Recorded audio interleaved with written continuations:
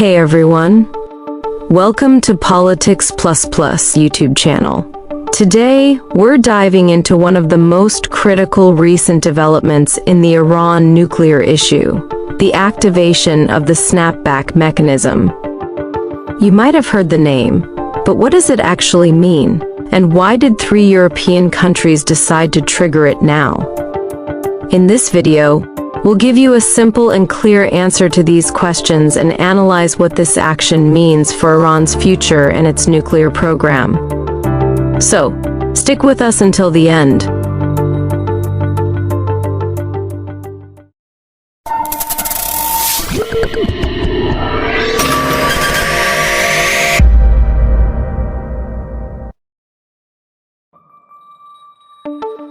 What is the Snapback Mechanism?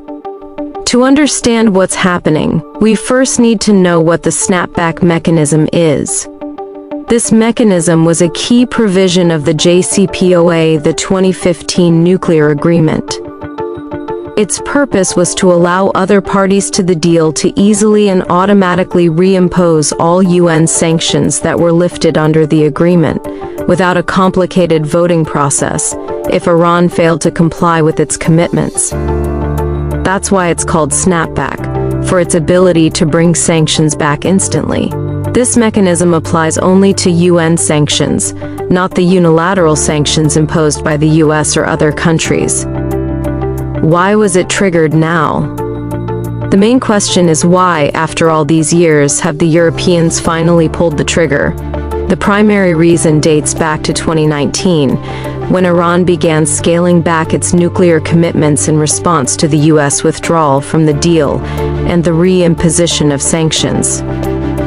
These actions included increasing the level of uranium enrichment above 3.67%, stockpiling more enriched uranium, limiting access for inspectors from the International Atomic Energy Agency.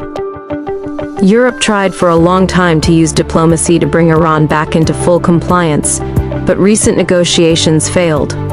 Finally, France, Germany, and the UK, the European Troika, announced that Iran's actions constituted a serious breach of the JCPOA, leaving them with no choice but to activate the mechanism.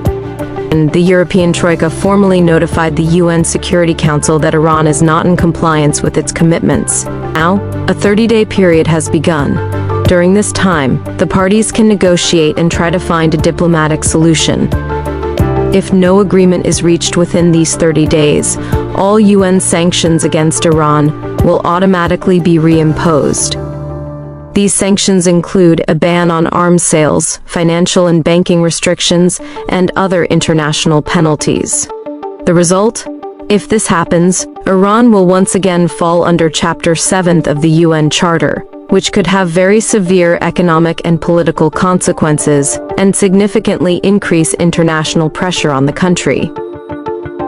Iran has reacted strongly to Europe's move, calling it illegal and unacceptable. Iranian officials argue that since Europe failed to uphold its own commitments, like facilitating trade and oil sales, it does not have the right to use this mechanism. This action is a very serious and risky move by the Europeans, showing that their patience with Iran's nuclear actions has run out. The ball is now in the court of diplomacy, and these next 30 days will be crucial. Either the parties will find a middle ground, or the international sanctions will return, and the nuclear issue will enter a completely new phase. What do you think? Will diplomacy be saved in these 30 days, or will we see sanctions return? Share your thoughts in the comments section below. If you liked this video, give it a thumbs up and subscribe to the channel so you don't miss our next analysis. See you next time.